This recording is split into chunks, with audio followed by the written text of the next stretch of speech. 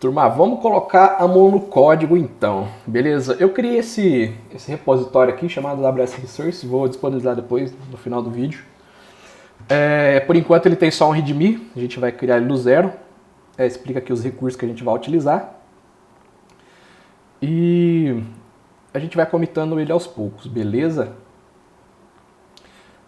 Diferente assim da criação dos recursos da AWS, criar um código do zero, testando conexões é muito mais difícil, porque eu demorei mais ou menos uma semana, né, para chegar no resultado final que fosse satisfatório. Então, felizmente do código eu vou usar uma colinha.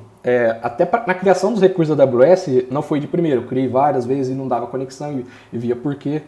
Mas por fim eu peguei o caminho das pedras na AWS, mas no código vai ter que ser via colinha mesmo, beleza?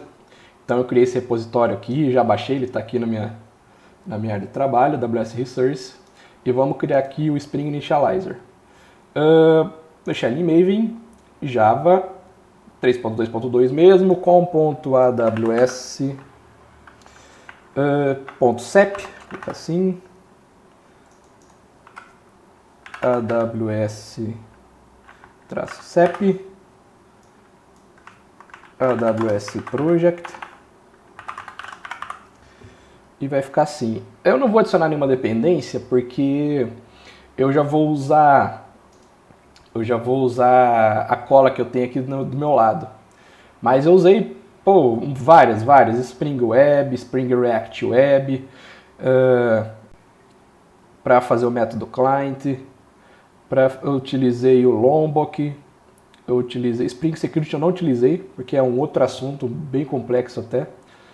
Eu utilizei um SDK da AWS, então eu não vou colocar nenhum aqui agora, porque vou estar utilizando uma cola, beleza? Eu vou gerar, ele vai fazer aqui o download. Gerou, beleza? Então eu vou abrir aqui e vou pegar os arquivos que tem nesse .rar e jogar aqui para dentro da minha pasta de recursos, menos o readme. Esse daqui, o help, o git ignore, esse daqui também. E vou jogar aqui dentro. Beleza? E agora eu vou abrir aqui com o meu IntelliJ. Estou abrindo. Só um momento que eu estou procurando ele ainda. Aqui está aqui. AWS Resource aqui. Belezura. Então esse aqui é o nosso projeto. Está dando invalid connection aqui porque eu tenho um plugin da AWS que está tentando se conectar. E belezura. Agora ele está renderizando os arquivos aqui. Main, source, Java, AWS Application. Deixa eu ver se ele vai rodar do jeito que está aqui ou se precisa configurar mais alguma coisa. Eu acho que já está tudo certo, já o Java 17 definido da minha máquina. Eu não vou... Ele subiu, mas já parou, porque ele não está definido como Spring Web, né? É normal disso acontecer, tem 2.2, beleza. Mas aparentemente o Project Structure já pegou aqui JDK, estou usando a 18. Poderia ser 18 mesmo, não tem problema. Tranquilo, galera. Beleza, então a primeira coisa a gente fazer, vamos implementar esse POM aqui. Que esse POM aqui está bem pobre. Javaverse a partir daqui, do Javaverse. O POM, ele tem que ficar desse jeito aqui, ó. Se eu achar ele, pelo menos, né? Vou começar aqui a partir do Javaverse. Properties, aqui.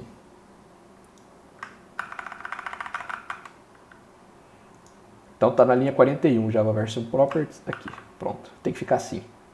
Ele tem todas essas dependências aqui, ó, Spring Cloud AWS SDK Esquece, S3, SDK Core, que traz algum conjunto de bibliotecas da Jackson para a gente poder converter o objeto em JSON, GDIS para a gente poder conseguir uma conexão com o Redis, Model Mapper para converter DTO para entidade, Reactor para fazer os métodos client, Spring, próprio Lombok, PostgreSQL para poder pegar o driver de conexão, Spring Webhooks para fazer JPA para fazer a conexão com o banco de dados, Spring Webhooks para fazer o método client, Spring Web para a gente poder ter um endpoint, beleza? Então essas aqui passando um basicão, vai ser as nossas bibliotecas Maven. Aí você dá um reload aqui, ele já vai querer baixar todas. Já. Como já está na minha M2, vai ser bem tranquilo, vai ser bem rápido.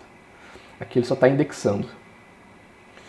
Por guia das dúvidas, vem aqui no POM, Lifecycle Install.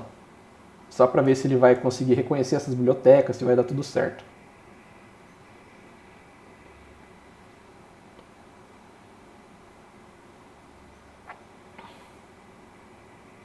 Ele vai quebrar uns testes porque, por causa desse teste aqui, ele vai tentar rodar, mas algumas bibliotecas da AWS, elas pedem já pedem autorização, autenticação, então vamos deixar sem teste mesmo. Teste unitário é um outro assunto, não é o que a gente vai focar aqui agora. Buildou, rodou, beleza. Então a gente já pode começar os nossos testes. Eu soltei uma prey aqui, mas eu acredito que ele vai quebrar. Ele já vai quebrar. Ele já está pedindo um URL de conexão, de AWS, essas coisas. Beleza, só para teste mesmo. A primeira coisa que a gente vai criar, deixa eu ver, vai ser uma model. Esse projeto vai ter algumas arquiteturas questionáveis, e alguém vai falar muito, o nome do pacote não é assim, mas não foquem tanto na arquitetura. Vamos foquem no aprendizado das conexões com os recursos, ok? Então, algumas arquiteturas aqui vão estar um pouco questionáveis, né? Model poderia ser int. Vamos criar int, né? Não, refactor. Beleza, a gente fica mais bonito.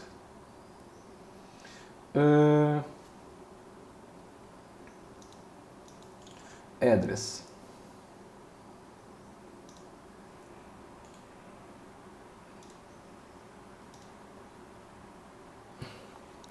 Eu não gosto de ficar adicionando assim tudo pro Git assim direto. Então o que a gente tem aqui, né, nessa entidade. A entidade que eu falo, ela já vai estar direcionada ela já vai ter direcionado para conversar com a nossa tabela, que vai ser a tabela de endereço. Então, a nossa base de dados vai chamar Postgres e ela vai ter lá a tabela de endereço.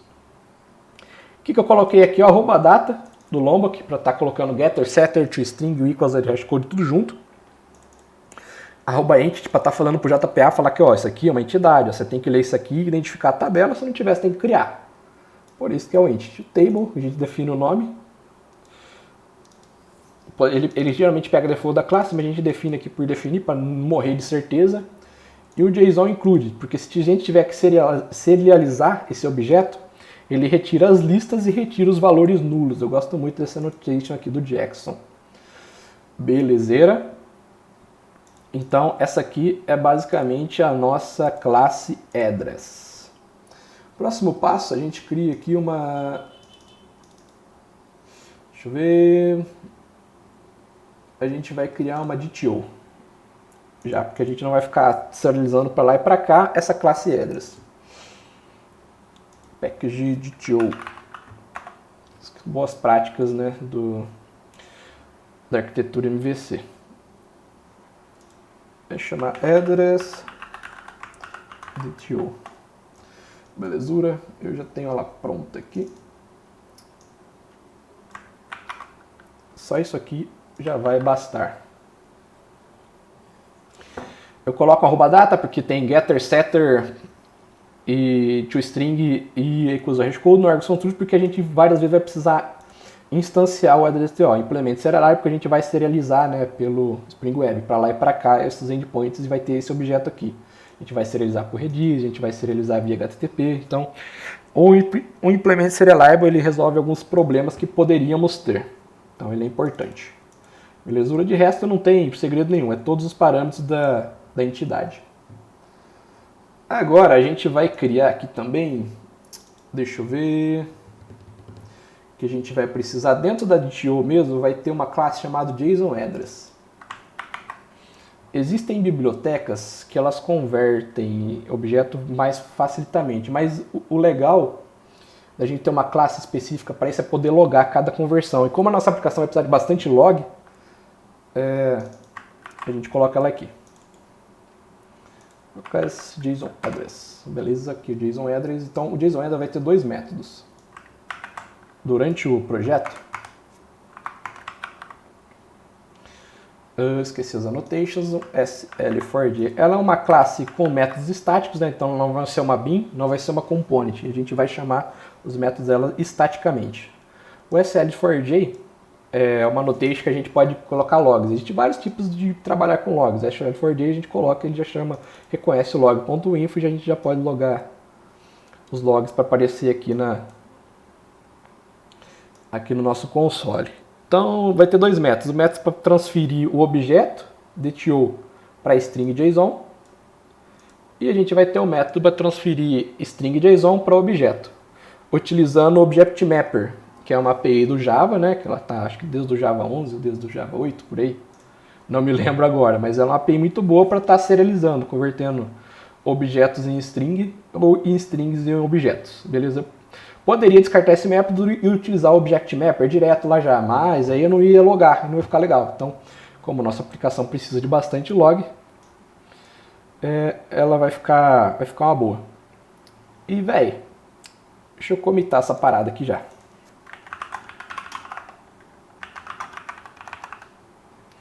-m.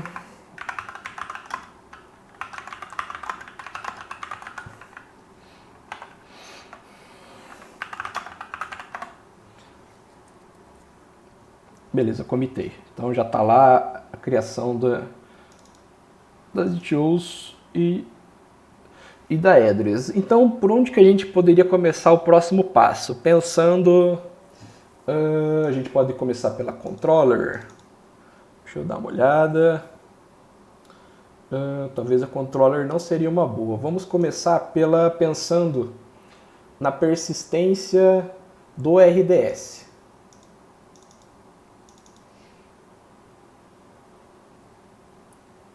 Depois a gente vê o Redis. Embora o RDS não esteja no caminho do fluxo, como a gente já criou a entidade que a gente trabalhar, observação também é que a entidade ela nada mais é baseada no objeto lá da ViaCep. Se a gente vê aqui, ó, na DTO ela tá mais fácil de ler. Ó. CEP, logrador, complemento, bairro, localidade, UF, BGE, GIA, DDD e CIAF. Se nós olharmos aqui na ViaCep, vai estar a mesma coisa. CEP, logrador, complemento, bairro. Às vezes eu não sei se vai ter algum CEP que esse complemento vai vir preenchido. Mas aparentemente é sempre uma string vazia. Bairro, qualidade, UF. Então, aquela DTO é baseada aqui nessa resposta de JSON da nossa API da ViaCep. Então, eu não estou criando do nada essa DTO aqui. Belezura. Então, vamos criar agora uma pasta chamada... um pattern, mais um pattern do Windows. A gente vai criar um pack chamado RDS. Por quê? Porque como o nosso serviço vai consumir bastante recursos, a gente sabe que dentro do RDS vai estar todas as classes relacionadas ao RDS. Inclusive a Address Repository, que vai ser a classe do JPA. Belezura. Eu acabei criando errado. É interface.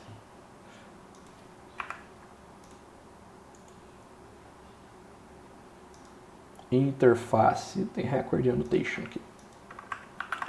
Interface. Ela vai extender do JPA Repository para a gente estar usando todos os métodos da JPA Repository, que é o find by ID, find all e tarará, tarará, tarará. Ó, e tem um address aqui do Rabbit Connect Details. Faz a identidade que a gente está falando. E vamos anotar com @repository. Que vai ser a interface que a gente faz as chamadas para conexões do banco de dados. O que mais que vai ter dentro da RDS? Eu vou até criar aqui um package chamado repository. Eu vou colocar aqui dentro do repository. E vou criar mais um package chamado service. Para estar criando a nossa service, address service.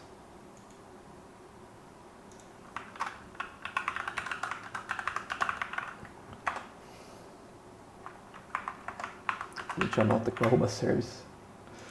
Claro, eu poderia estar criando uma interface para estar implementando tudo, mas como eu não vou ter mais reaproveitamento de código, meu código vai parar por aqui, eu não vi a necessidade de fazer isso. Beleza, turma. E deixa eu ver o que eu vou colocar aqui. Vou colocar essas annotations aqui, ó. Annotation sempre em escadinha, a maior para menor. Isso implica alguma coisa no código? Não, mas deixa muito mais bonito. Então, lembre-se, annotation sempre em escadinha. E eu já tenho os métodos aqui pronto na minha colinha. O que eu estou fazendo aqui? No meu método da repository eu vou usar apenas o find by ID ou insert. Eu não vou utilizar o delete nem o update porque não vem ao caso nessa arquitetura que a gente está postando. Então o address repository nós já criamos, e no caso address repository.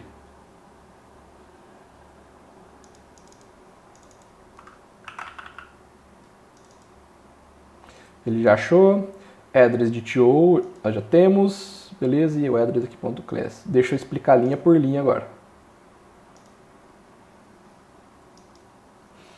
Então find by ID nada mais é que a gente vai passar um CEP e ele vai procurar no RDS. E claro, sempre logando tudo, o log.inf existe por causa da annotation SL4J.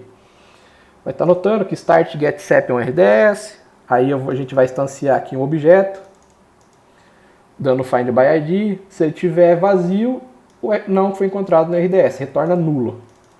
Caso contrário, ele loga de novo e converte aqui a resposta para DTO.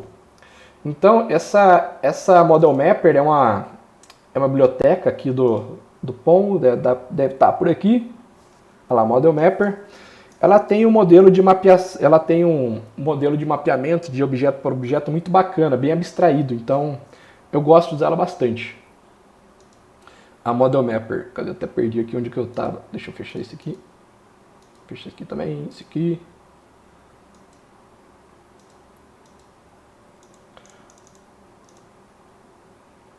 Então eu apenas injeto ela aqui e dou um ponto map, passo o objeto que eu tô e como que eu vou querer que ela seja convertida. No caso, address DTO, quero converter address para address DTO. Ela vai identificar automaticamente todos os caminhos, eu não preciso fazer isso manualmente.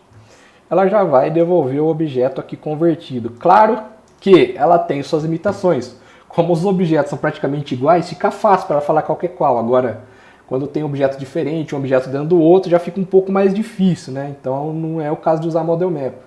A gente vai falar, mas não é muito bom usar. Realmente, depende da aplicação, pô. Se os objetos são iguais a Model Mapper, não preciso ficar criando métodos de conversão. Beleza? Então esse aqui é um Find by ID. Eu vou passar um CEP e vou pegar um address DTO já convertido aqui. Que eu vou estar usando a repository para encontrar um método Find by ID aqui da repository. Não tem segredo. E tem um insert. O insert nada mais é que eu passo o address DTO, ele pega e salva. Só que ele vai ter que converter também. Porque o repository.save, ele só aceita entidade. Ele não aceita DTO. Por quê? Porque nós determinamos, esse aqui é o método save abstraído, nós determinamos aqui que ele vai receber uma entidade address e o seu ID vai ser o string CEP. Belezura até aqui, turma. Então eu só vou ter o método de inserir, o método de encontrar e o método de inserir. Não vai ter delete, porque, mais uma vez, o objetivo dessa inserção AWS é para você ver as conexões com os recursos, não diretamente o código, como eu vou estar aplicando os patterns de MVC. Belezura. Qual que é o próximo passo? Então agora eu tenho o package RDS. Qual que é o próximo passo que eu posso estar fazendo aqui? Vamos criar o package Redis. Aqui dentro então. Redis poderia ser Elastic Cache, mas vamos ser Redis, já que aqui eu escrevi RDS, né? O Redis, cara, ele tem que ter uma config para definir algumas configurações dele. Então ele vai ter a config, não condig. E ele vai ter a service também, new package service. Belezura. Redis config. Eu já vou pegar e copiar a classe toda, acho que vai ficar mais fácil. Paste. Tô copiando do outro projeto. Vamos lá então. O que faz a Redis config? Config é uma classe que ela é chamada durante o tempo de boot inclusive as beans, né? As beans são chamadas durante o tempo de boot do Spring. Então a gente define os métodos, só que a gente não usa ao decorrer durante as threads, apenas durante o tempo de boot.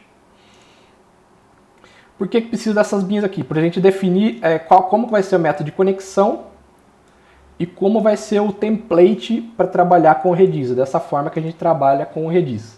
Aqui o host do Redis a gente definiu via application.properties. Então o endereço do Redis a gente vai colocar lá. A gente pode pôr depois, não é importante agora. Mas aqui a gente define que o endereço vai ser via application.properties, aqui nesse @value. A porta eu cravei aqui porque geralmente é sempre 6379. Não lembro se a gente utilizou aqui. Aqui era 6379 também. Então foi, o endereço não muda, a porta é sempre igual, deixa 6379 também. Claro que a gente poderia também definir aqui via application.properties, via variável de ambiente. Mas que não vinha ao caso agora neste momento. Beleza, então a gente definiu as configurações do Redis. Agora a gente vai definir a service dele. Redis Service. Bem simprão.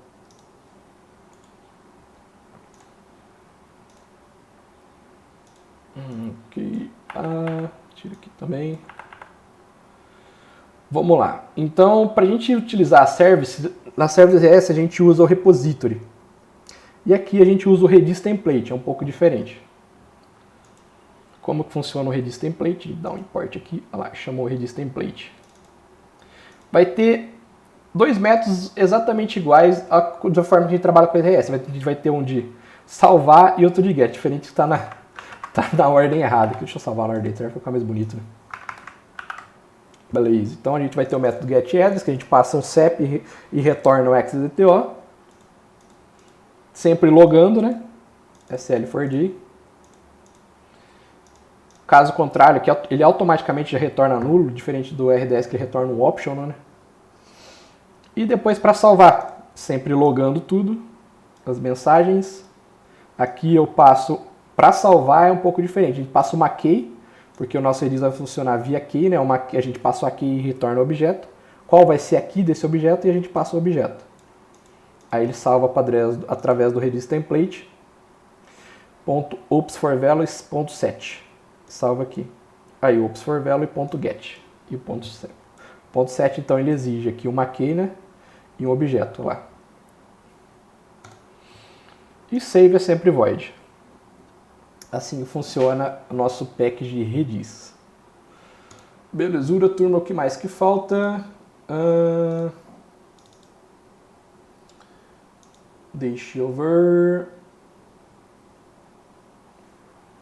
Como a gente definiu aqui o RDS e o Redis, deixa eu dar mais uma comitada aqui.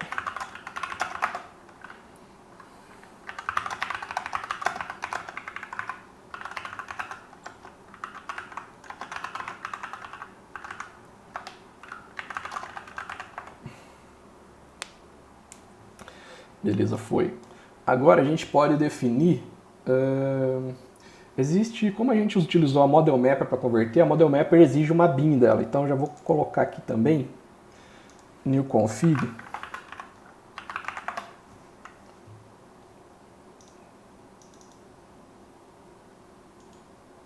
Config Model Mapper.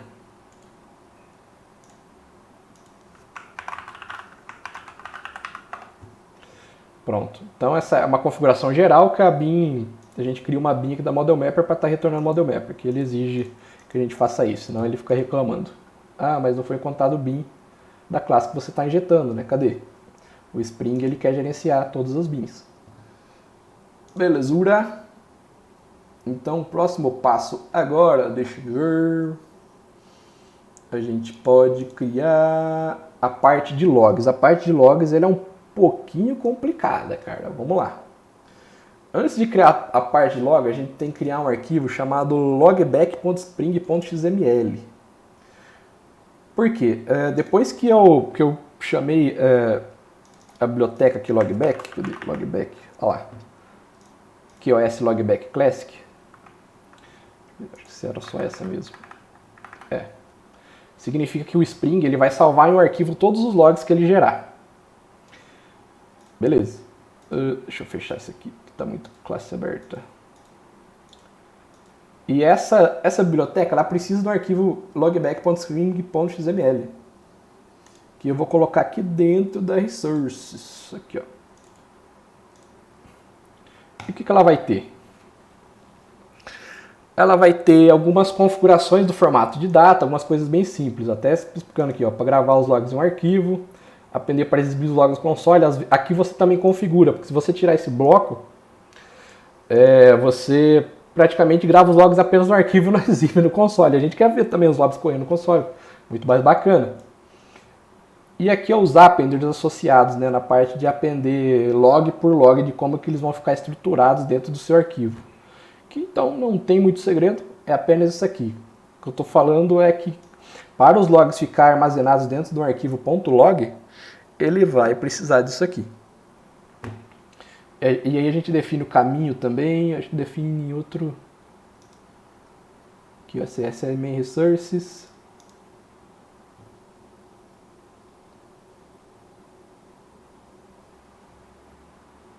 Log myapp.log. Então aqui a gente define o nome do log, de como que ele vai se comportar. Então dentro da resource vai ter uma pasta log, myapp.log. Aí, cara, eu tinha comentado que vai ter uma component que vai estar escutando esse arquivo o tempo todo. Vamos criar ela aqui Vamos criar ela aqui agora. Package log. E dentro dela vai ter um log component.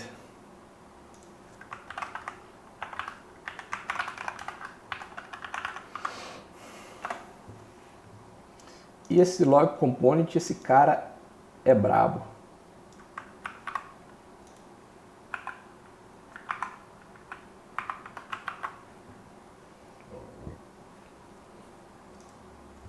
Perdão. Deixa eu dar os espaçamentos aqui. Vamos lá, deixa eu criar primeiro um método privado. Esse método privado, o que ele vai fazer? Ele vai... Lembra que durante a arquitetura que eu tinha citado aqui, ó, nesse ponto, cada vez que o endpoint lançar uma resposta para o berenito que fez a chamada, ele vai fazer uma verificação do tamanho do arquivo do log, dependendo do tamanho ele vai mandar para um bucket S3. Então, depois que ele manda, eu preciso apagar esse arquivo. E não necessariamente eu vou apagar, porque não tem como, o arquivo está sendo usado pelo Java. Então, mas eu posso limpar. Eu não posso apagar, mas eu posso editar. Então, esse método ele limpa o arquivo para falar assim, não, tanto de log você já mandou, então agora você tem que mandar os logs novos. É basicamente essa a lógica. E sempre, ó, logando tudo. Tudo vai ser logado. A gente não vai perder nem o passo a passo da thread. Beleza? Então eu vou copiar aqui o restante do código, que vai ser esse aqui, ó. Ele é um pouco complicado, inclusive aqui eu estou até injetando a bucket S3 service que a gente não criou ainda. Mas a gente vai criar agora em seguida. A gente define o log path file, o local, né, o local do arquivo, né, que a gente vai estar editando, ou criando, ou escrevendo, ou apagando. Né? src main resource log myapp.log. Beleza, então a gente começa instanciando o file. File é o quê? É o arquivo aqui. Então instancia um novo file passando o path, que vai ser esse aqui. Aí algumas validações, se o arquivo existe, então ele tenta criar, se não tem, ele cria, ele tenta criar, não cria. Se não der erro também, ele fala que não deu para criar, enfim. Que é apenas uma validação, se ele não existir. Mas ele sempre vai cair para cá, porque ele existe. O logback, assim que você sobe o serviço, ele já cria e já... É uma das primeiras coisas que o boot do Spring Boot realiza. Aqui que ele verifica o tamanho do arquivo. E aqui ele pega o tamanho do arquivo via variável ambiente, que a gente vai definir também aqui na application.properties. Ok. Então, esse aqui é uma validação de tamanho, né? E ele fica file size KB, porque eu deixei para a gente determinar o tamanho em kilobytes, não em megabytes, não em gigabytes, apenas em kilobytes. For maior ou menor do que o tamanho estipulado que a gente colocar lá na application.properties, ele vai fazer o arquivo aqui, ó. Nessa linha ele faz o upload do arquivo e nessa linha ele vai limpar o arquivo, porque eu não quero arquivo repetido no meu bucket S3.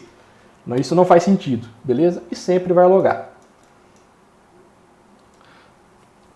E aqui também ele fala que limpou, tudo com certinho, com sucesso. Beleza. Então, como aqui ele está tentando procurar essa classe Bucket Service não está achando, vamos criar a nossa classe do Bucket S3, que vocês já aprendem como faz a conexão com o Java Spring com o Bucket S3. Vamos lá, package S3. O que tem dentro do package S3 também tem que ter uma config e tem que ter uma service. Essas horas está falando assim, mas junta tudo numa só. Junta tudo numa pasta service, uma pasta config, também dá, cara, mas talvez não fique tão intuitivo pro cara, para quem não conhece o projeto, pegar e falar, eu tenho que consertar um bug no S3. Tá ali a pasta S3, tá config, tá service. O que é mais fácil do que ele ficar procurando na service? Já tem a pasta escrita ali, S3. Então, existem algumas regras de arquitetura que às vezes elas enchem muita linguiça e não ajudam, né? Mas, mais uma vez, esse não é tanto foco. O foco aqui é pegar e ver como funcionam as conexões com a AWS, beleza? Então, nosso S3 config vai funcionar dessa forma aqui. Deixa eu copiar e deixa eu colar.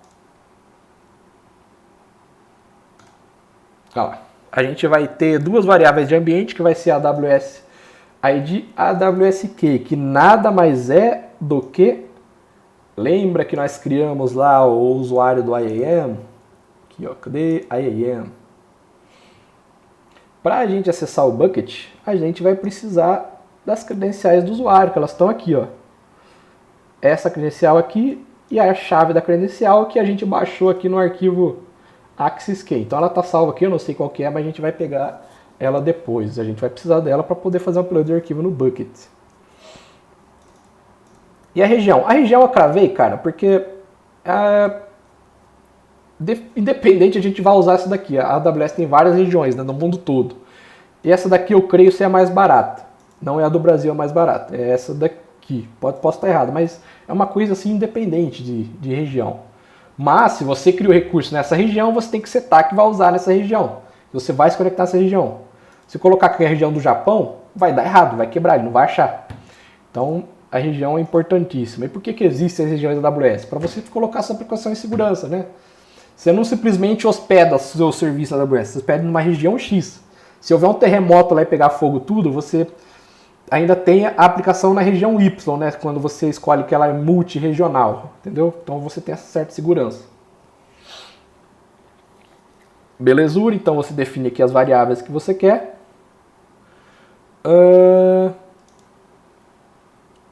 E cria essa BIM da Amazon S3 Client, que ela nada mais é do que ela vai criar um Amazon S3 Client Builder passando a região e as credenciais e só isso. Né? Porque vamos supor, você vai chamar a S3 Client para fazer um upload, mas qual que vai ser a região, qual que vai ser as credenciais para ele tentar bater? Ele tem que ter esse norte, então essa BIM direciona para você conseguir fazer essa chamada. E vamos para a service do S3, Bucket S3 Service aqui.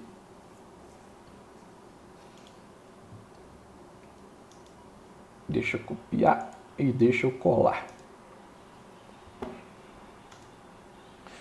Belezura, então a gente vai ter um bucket name que nós já definimos lá na AWS. Eu poderia colocar escrito em pedra aqui em hardcode, mas não. Vamos definir em variável de ambiente, né? De repente, se você for testar na sua casa, ele vai estar com um nome diferente. E aqui é a classe injetada, né? Essa aqui é a biblioteca da AWS, lá. Tem todas a interface, né? Com todos os métodos que ela vai estar chamando. Então a gente vai ter apenas o upload file. A gente chama esse arquivo passando um file e vai começar a logar. A primeira coisa, o nome do nosso arquivo vai ser nessa extensão aqui, ó. Então cada arquivo de log ele vai começar com dia, mês, ano, traço, hora, minuto, segundo, traço, milissegundos.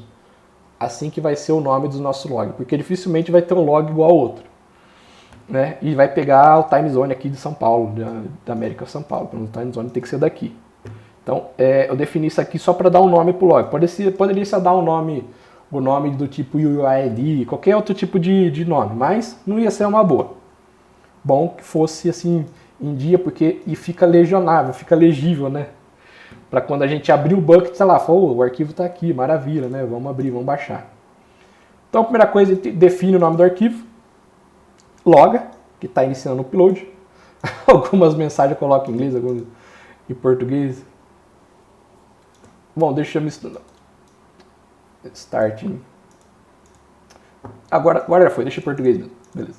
E a gente dá um put.putObject, que é um método lá da biblioteca da AWS. Aí a gente coloca, para dar um putObject, tem que ter um putObject_request, que a gente passa um bucket name e um new file e o file. Então a gente vai passar o nome do bucket, nome do arquivo e o arquivo em si. O arquivo a gente pode ser do tipo file. Simples, besta de tudo, e isso, cara, quebra um galho que, olha, vou falar pra você. É muito bom isso aqui. Do nada do Java, puf, chama esse método, sobe o arquivo bucket, a gente olha no bucket e o arquivo tá lá. É uma coisa assim, maravilhosa. Muito, muito bacana mesmo. Acho incrível, particularmente, de verdade. Só esse método besta aqui já quebra um galho danado. E agora que a gente criou a Bucket Service, a gente vem aqui na log component e já pode chamar aqui a Bucket Service, import class. Tá lá a Bucket Serve e agora não tem mais nada reclamando. Já implementando o log, o redis e o S3. Como eu disse, né, se o tamanho do arquivo medido for maior do que o tamanho do arquivo estipulado pela gente, ele vai chamar o bucket, vai passar o arquivo e depois vai limpar o arquivo, depois que passou. Não tem segredo o arquivo do file. Isso aqui é apenas validação, ver se o arquivo existe. O maior trampo mesmo tá por aqui, ó. Belezura, turma. Então, deixa eu dar mais um commit.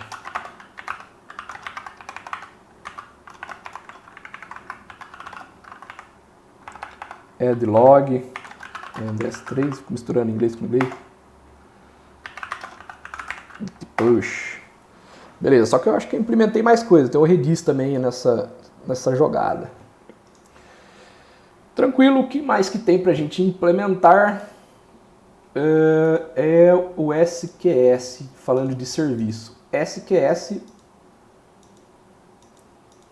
vai ter a config e a service também, assim como os outros. Então vamos aqui. SQS. Cria aqui então a config e cria a service.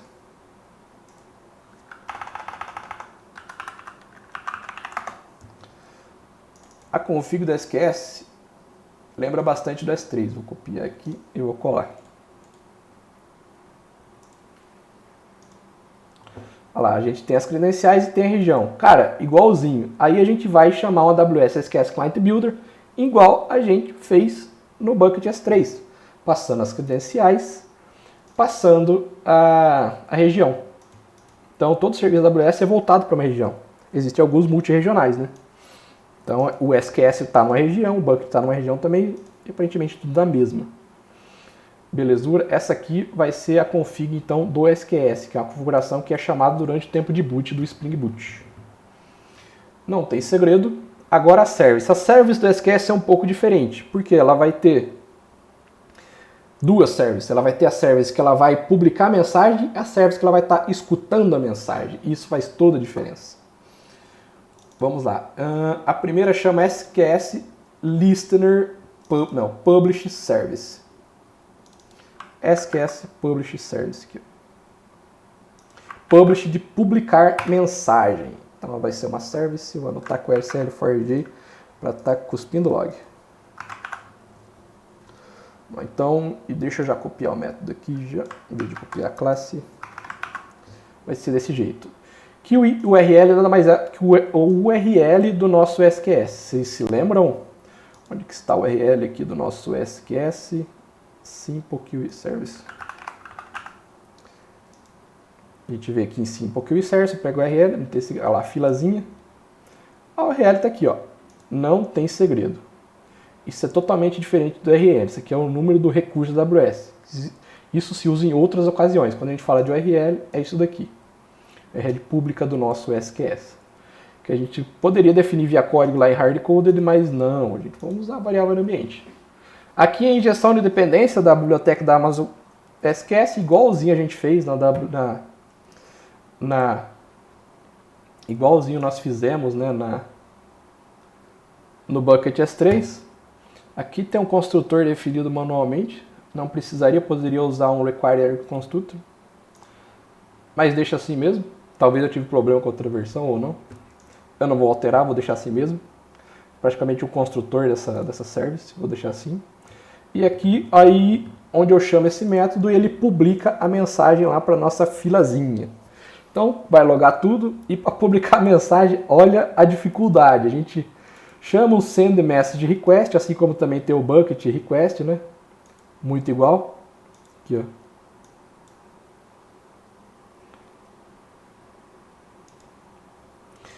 Passando os seguintes parâmetros, ele tem que saber qual fila ele vai, qual que vai ser a mensagem é sempre string, e com delay de século. Esse delay de século é um negócio muito bacana, cara, muito bacana mesmo.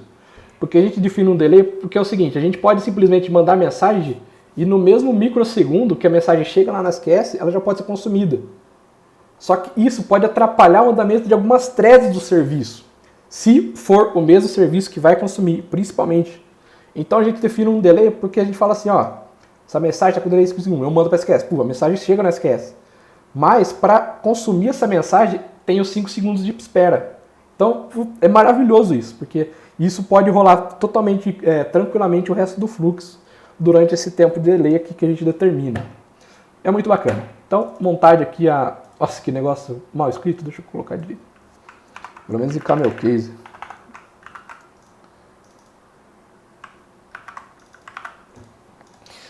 Belezura.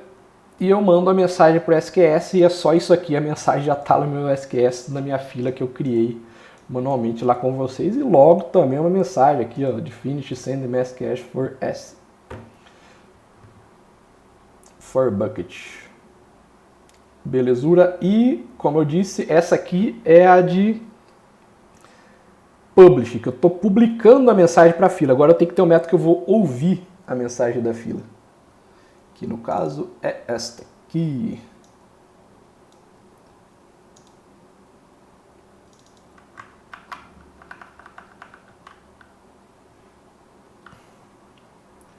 Deixa eu copiar o nome, eu já criei a classe aqui também. Aqui eu já usei via construtor mesmo do Lombok.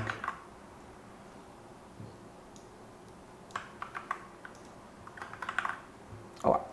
Aqui eu vou injetar a address service. Aqui aqueles métodos estáticos, né, que nós criamos dentro da DTO. E deixa eu explicar. Esse SQS Listener vai fazer todo o serviço de deixar esse método escutando assincronamente. E aqui, cara, a gente está definindo o nome da fila em hard-coded. Como a gente está definindo o nome da fila em hard-coded, deixa eu colocar o nome da fila que ela vai chamar filazinha.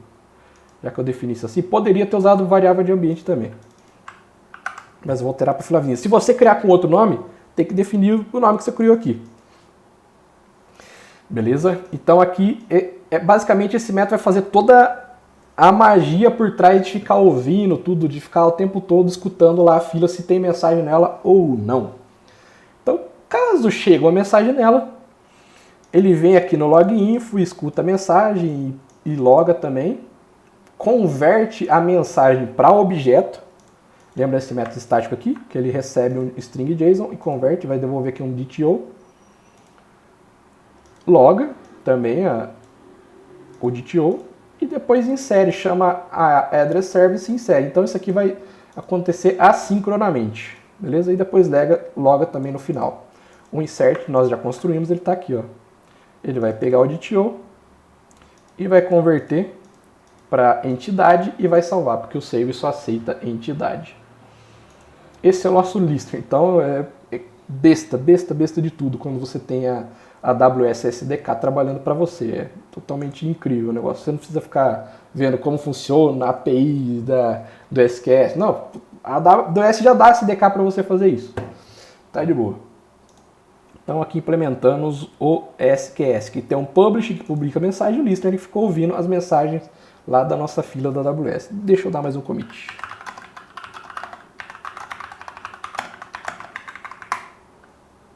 Só esquece essa mensagem de commit. E foi. O que falta agora pra gente?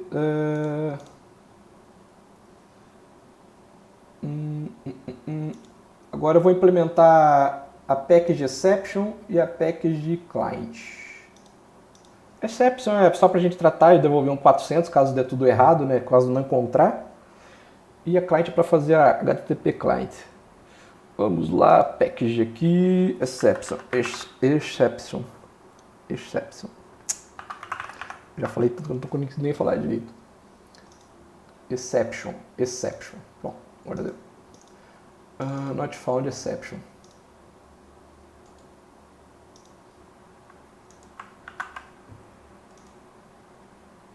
É uma classe que estende da runtime exception, então não tem segredo nenhum, é apenas um jeito de falar que você criou uma exceção personalizada, né? Não vamos focar tanto nisso. E uma handler exception on device. Isso aqui é aquela classe bem bacana que ela é chamada quando estoura algum erro na thread do seu Spring. Então a gente define aqui qual que vai ser a classe que vai chamá-la, né? E qual que vai ser, coloca uma annotation aqui de qual que vai ser a request que ela vai retornar. E a mensagem. Claro, ela pode ser muito mais implementada, ela pode selecionar uma controller único, uma controller X, uma controller Y, mas isso aqui é só o basicão do basicão mesmo, porque não é nem para focar no pattern aqui de como vai ser as respostas de mensagem, se der erro e tal. Então essa aqui vai ser a package exception. Agora a gente vai ter a package client, porque em algum momento, igual eu expliquei no fluxo, ele vai bater na API da ViaCep. Como que a gente vai bater na API da ViaCep? Fazendo um HTTP client. E essa, vou fazer um método, um package client, pode ser também chamar REST. Eu vou pegar o nome aqui e vou colar para criar a classe ViaCep client. Ele vai ser uma component. Component é tipo uma abstração de service, de repository. Não deixa de ser uma bin. E aqui está aqui. Então essa web client é uma classe do Spring para fazer chamadas HTTP REST. Totalmente reativo. Então o jeito de trabalhar é reativo. Só que a forma que a gente vai trabalhar aqui não é nada reativo, velho. Porque a gente precisa esperar a resposta. Não é assim, a gente faz um método post e depois a gente vê o resto. Não. Aqui a gente vai estar usando métodos reativos, que no caso é o mono, né, esperando um objeto só. Só que... por que não está achando a DTO aqui?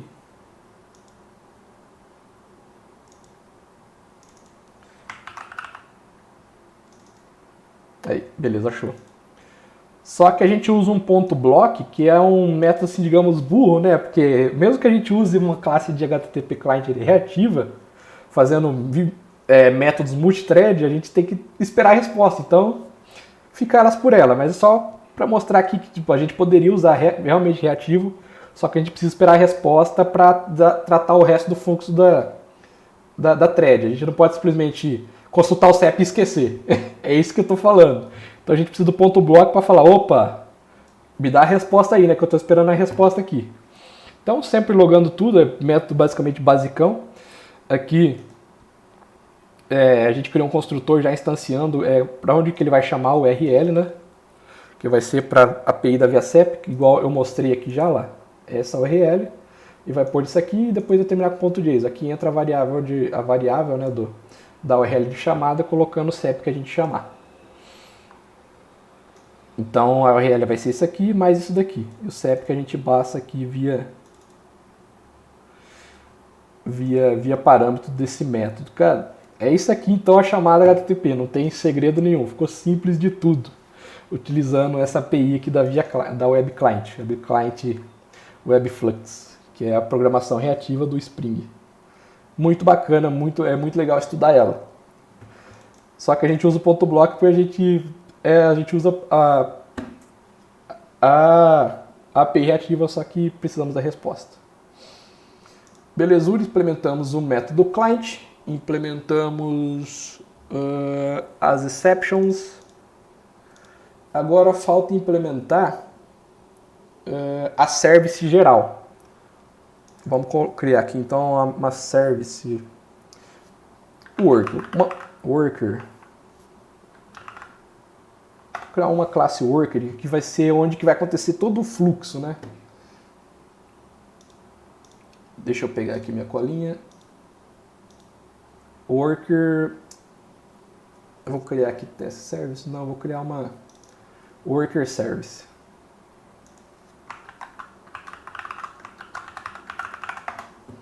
Beleza, então já vou anotar aquela com SL4J para logar bastante. E já vou adicionar todas as dependências que elas precisam. Que no caso, dentro da worker service, vai ter todas essas injeções aqui, ó. Ela vai chamar o client, ela vai chamar a address service, ela vai chamar a redis service. Tá parecendo um serviço linguição com tanta injeção. Isso aqui não é uma boa prática, mas acho que 4 ainda é razoável, né? A gente tem serviço que tem 15 injeções que até o Spring fala, pelo amor de Deus, gente, vamos dividir essas responsabilidades aí. Não pode ficar injetando coisa assim que nem louco, não. Mas belezura. Aqui dentro dessa work eu criei um método para validar. Lembra? Eu vou criar um método privado aqui para validar. Que eu vou chamar na seção personalizada. Esse método aqui vai validar. A primeira coisa a se fazer, lembra que eu falei aqui, ó, que antes de bater no redis, ela vai validar o formato do CEP e ver se está de acordo. Então, eu criei aqui umas validações com regex, né? Caso não tiver traço, ele adiciona um traço, vê se está de acordo, né? Mas é aquele negócio, a validação, ela assim, se você passar 0,000, ela vai passar, porque está dentro dos formatos de um CEP válido. Mas, na hora de bater na API da CEP não vai achar. Então ela é só uma validação para falar assim, aqui não tem letra, né? Não tem caracteres especiais. Esse tipo de validação que acontece aqui nesse método. Então vai ter uma validação primeiro.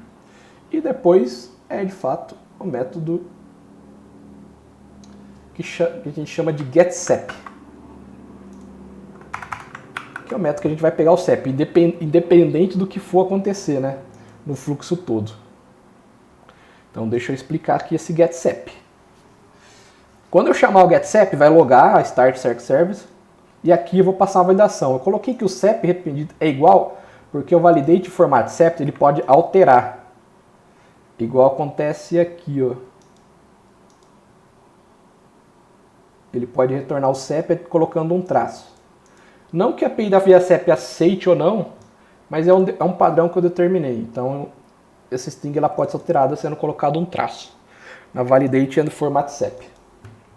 Beleza, e como eu disse no fluxo, né, a primeira coisa lá, tá seguindo certinho, igual eu falei, valida, verifica no redis. Valida, verifica no redis. Bateu no redis, deu um get address aqui no redis service. Olha lá.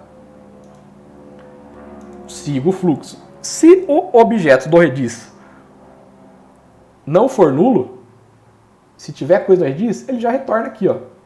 Igual eu falei no fluxo. Validou, bateu no redis e encontrou, retorna e acabou o fluxo aqui, não importa mais. Mas, caso for nulo do redis, ele segue o fluxo. Então ele vai pegar e vai buscar no RDS, galera. Vai dar um find by ID no RDS. Como eu disse aqui na arquitetura, não tem no redis, verifica aqui no RDS, no PostgreSQL. E caso encontrou no Postgres, ele já retorna aqui. Mas, caso for nulo, ele segue o fluxo. Igual eu falei aqui na arquitetura. Encontrou, retorna, não encontrou, segue o fluxo. Vai bater na API da ViaCEP. Então ele vai fazer aqui o client na API da ViaCEP, né? E vai fazer isso aqui e vai esperar a resposta. Claro que a gente precisa dessa resposta. E caso ele não encontrar, né, que eu fiz uma validação de get, localidade, caso o red address não encontrar, for nulo, aí ele dá um CEP not found e retorna 400 lá para a API. Mas caso ele encontrar, ele segue o fluxo, dando um send message aqui no SQS public.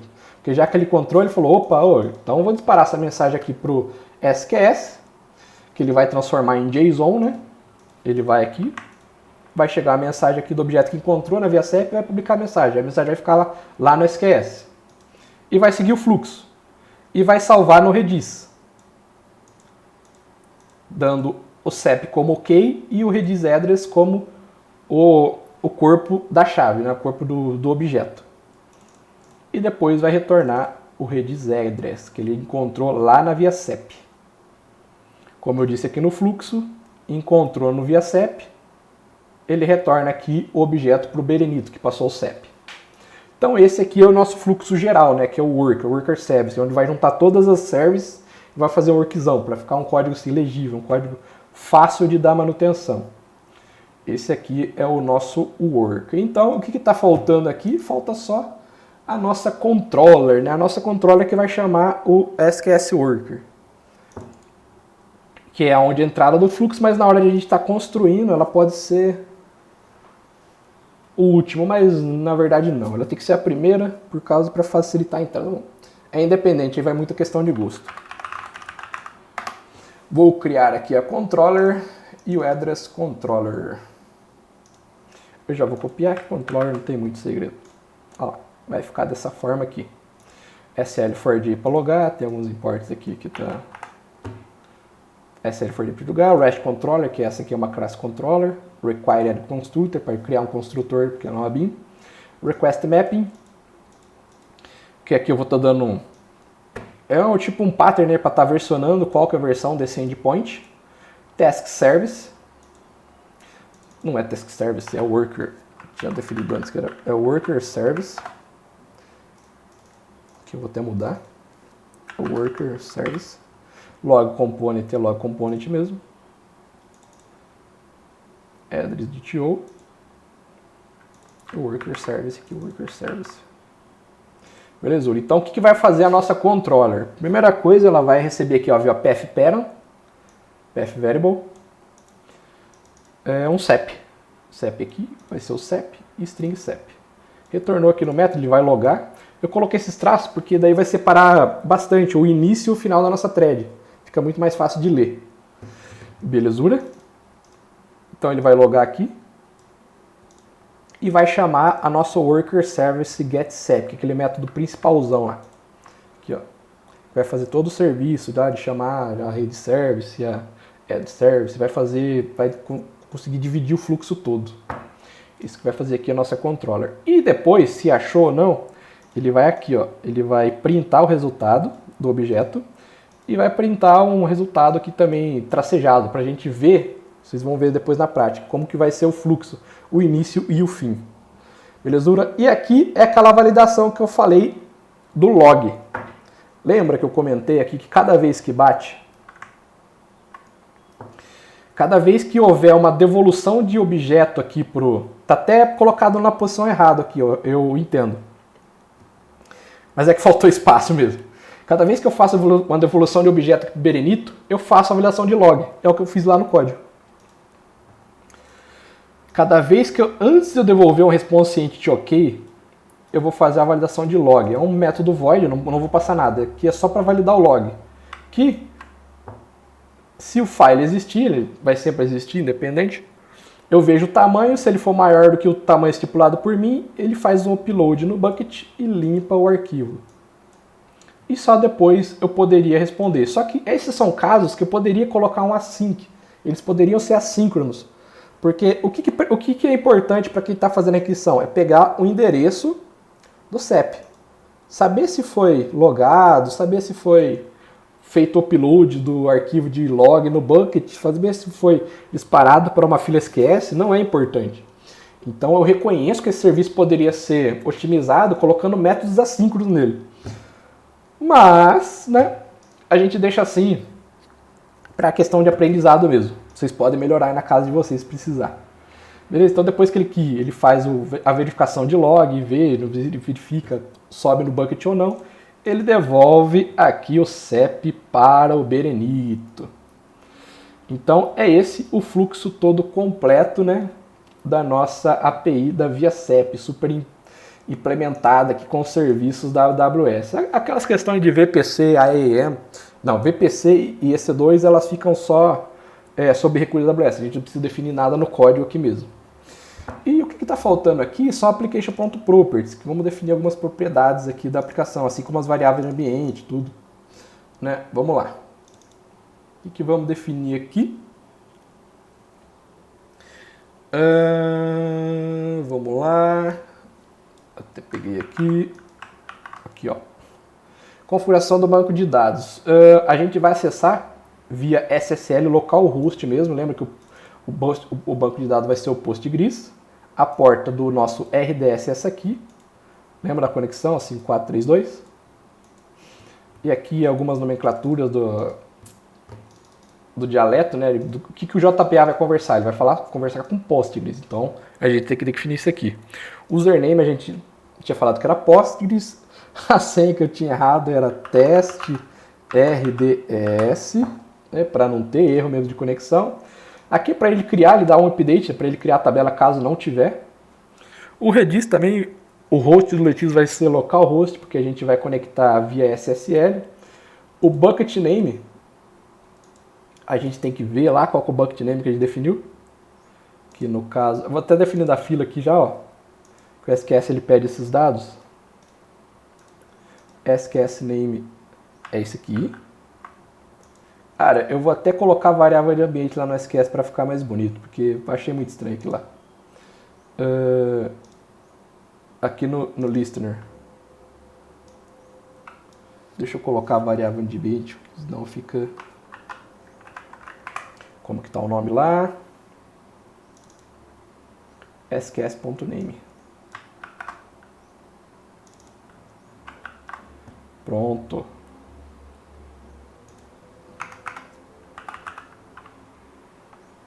Ali ele já vai pegar já que é variável de ambiente. E tá tranquilo. Beleza, não preciso mais alterar nada. SQS.name, filazinha. O SQS URL tá lá também, que vai ser essa daqui, ó.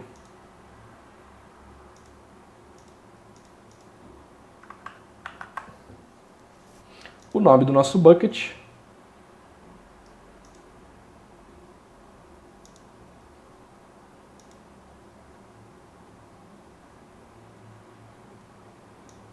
Bucketzinho.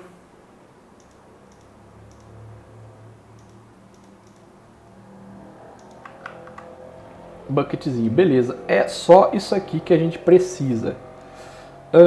Dado tudo isso configurado, falta só mais uma coisa, que é as credenciais do usuário do IAM. Só que as credenciais do usuário do IAM eu defino nas variáveis do IntelliJ e não aqui no application.properties, que é, por se tratar de credenciais, a gente esconde o máximo possível. Beleza, turma? Então, como a gente terminou tudo no código aqui por enquanto, deixa eu dar um insta aqui só para ver se ele vai reconhecer, se não está quebrado nada, né? Buildou tranquilo, tá de boa. Vou comitar aqui, vou comitar um finish.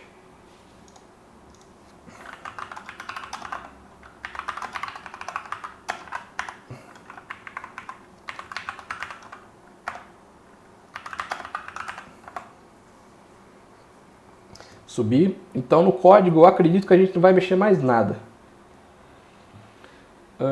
Belezura. Então agora falta só definir aqui no IntelliJ as variáveis de ambiente das credenciais. Vamos lá. Primeira coisa que a gente vai definir, deixa eu pegar uma colinha aqui, é AWS Access Key ID. Por que essa aqui? Por causa do seguinte, quando a gente olha aqui o S3 e o bucket, aqui ó, config, ele quer pegar a AWS Access Key ID. Então a gente tem que definir aqui a AWS Access Key ID. Eu queria até deixar um pouco longe aqui, para ficar mais fácil para depois, para eu copiar. Primeiro, AWS Access Key ID. Onde que tá? Tá lá naquele arquivo .csv que nós baixamos lá aquele arquivo .csv que nós baixamos das credenciais do IAM. Que ele tá aqui. Opa. Tá aqui, ó. Não tem segredo. Tá aqui. Deixa eu só passar para cá para não ficar muito ruim.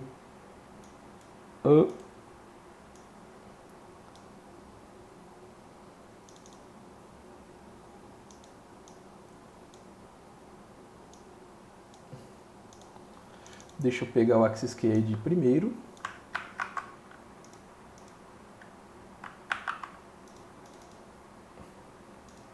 E depois a AWS Secret key. Deixa eu pegar a colinha aqui. Ah, não dá, caramba. Eu vou pegar aqui e vou dar um apply primeiro. Porque eu não quero escrever isso aqui, tô com preguiça. Não. Opa. Aqui, vou adicionar mais uma variável de ambiente aqui, que vai ser a AWS Access Key. Esse aqui é um valor maior, né? A nossa key do nosso usuário Douglas, lá do IAM que nós criamos. Então, não falta mais configurar nada. Tá tudo configurado agora e agora é só soltar a play do nosso projeto. Ver, conferir, tá tudo certo aqui e é isso mesmo.